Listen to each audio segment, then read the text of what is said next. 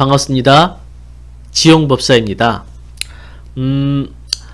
불교에 대해서 우리가 생각하면서 뭔가 떠올릴 때 어떤 이미지로 비추어질까 한번 물어보면, 우리나라에서는 그 좀 예스럽다, 낡고 오래되었다, 조금 더 나아가서는 촌스럽다, 이런 이미지로 불교를 기억하는 사람들이 의외로 많다고 합니다. 그렇게 생각하게 된 이유가 이해 못할 바는 아니죠. 우리 부대에서도 제가 있는 우리 법당 이 사찰만 유일하게 전통 한옥 지붕을 가지고 있습니다. 부대 안에 수많은 신식 건축물 사이에서 어디에서 보든 멀리 한옥 지붕이 보이면 저기에 절이 있구나, 저기에 사찰이 있구나, 이렇게 다들 찾을 수 있다고 말을 합니다.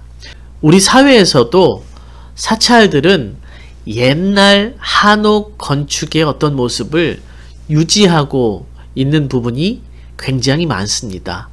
그래서 사람들이 한옥으로 된 사찰을 보면 절답다, 이렇게 인식을 하는 것이고, 현대식 건축으로 절을 지으면 왠지 사찰 느낌이 안 난다, 이렇게 생각하게 되는 이유가 되기도 합니다.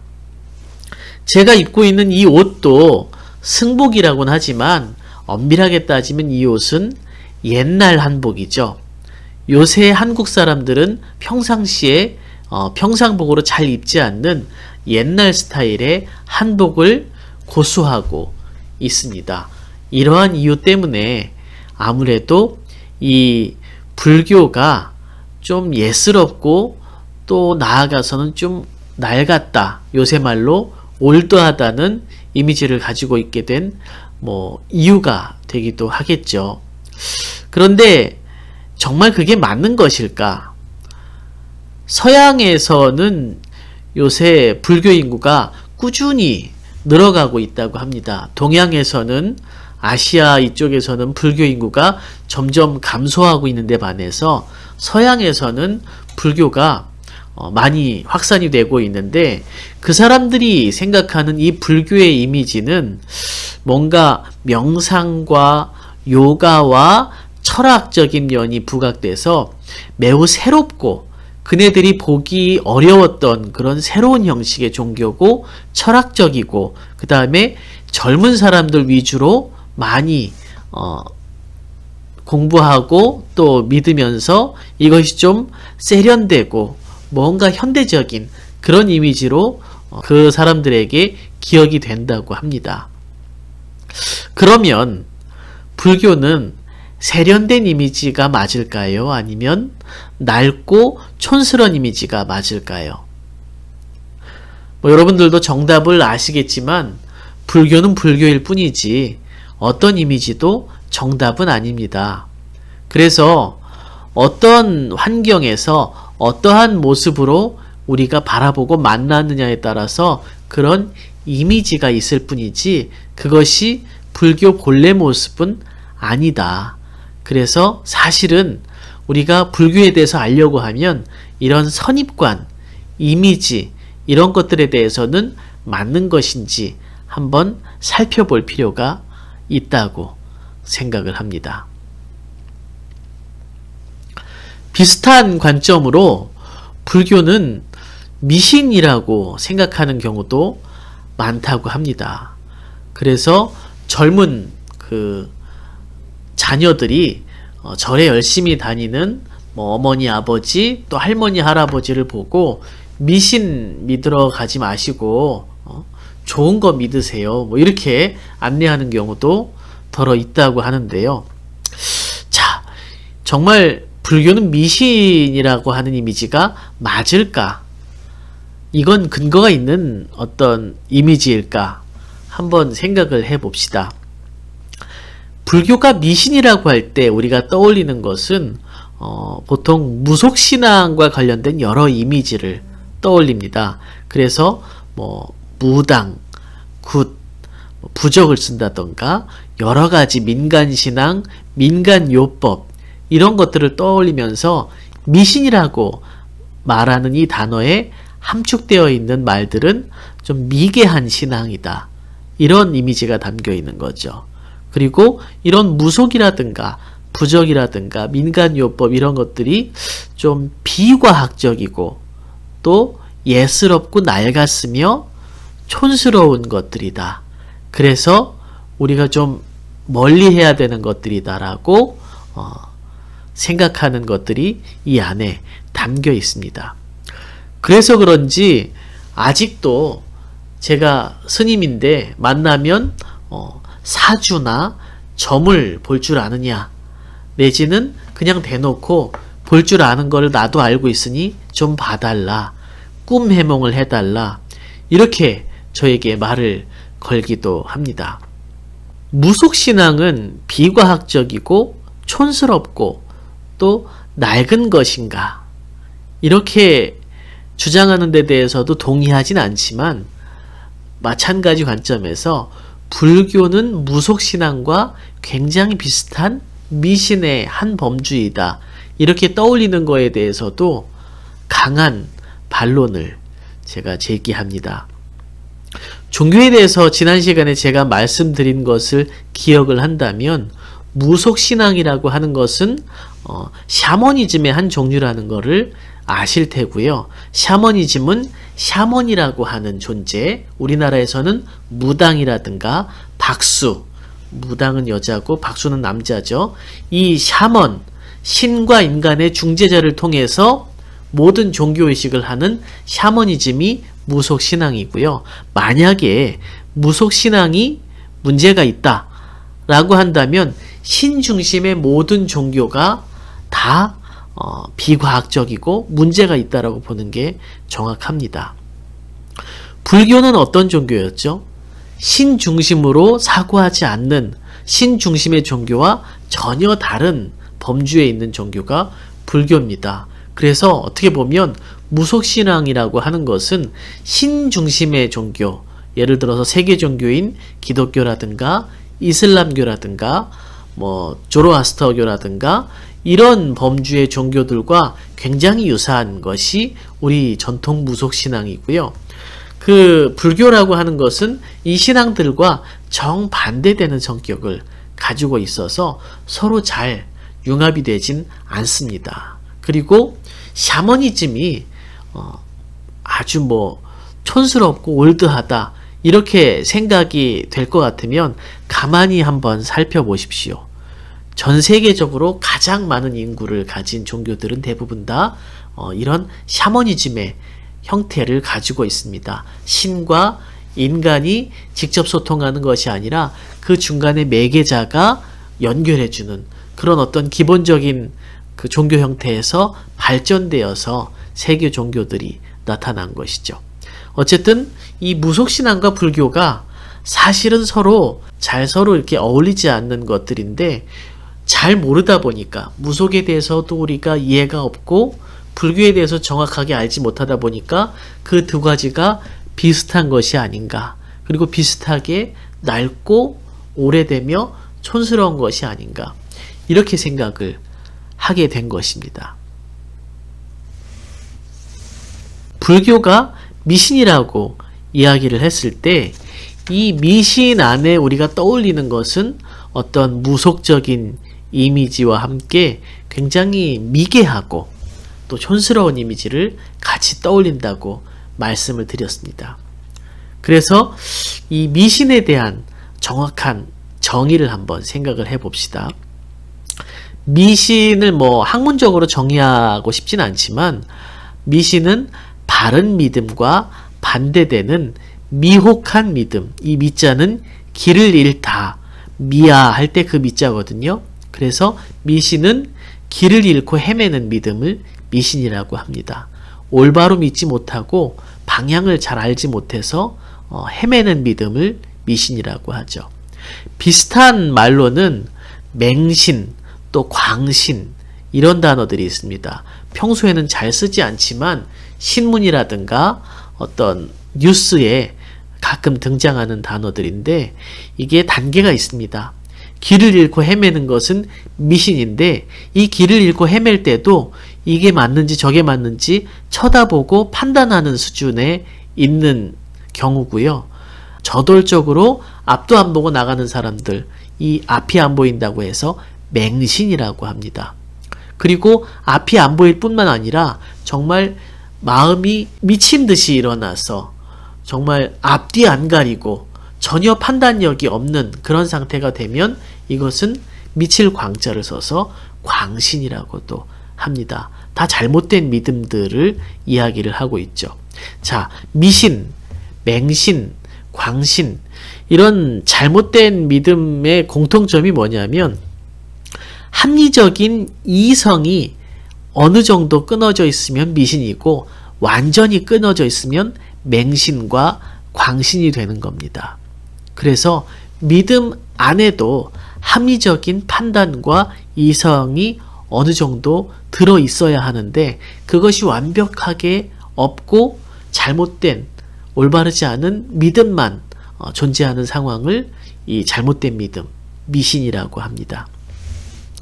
보통 이런 믿음들은 깊은 사유와 올바른 판단에 의지하려고 하기보다는 믿고 싶은 욕망, 그리고 믿음에 대한 그 자체의 집착, 이런 것들이 강력하게 에너지를 발휘해서 잘못된 믿음으로 가는 경우가 많이 있죠. 지난 시간에 말씀드렸던 숲에서 길을 잃었을 때 어떠한 사람은 길을 세세하게 알려주기도 하고요. 또 어떠한 사람은 길을 알 필요가 없다. 나만 따라오면 된다. 이렇게 말을 건네는 사람도 있습니다.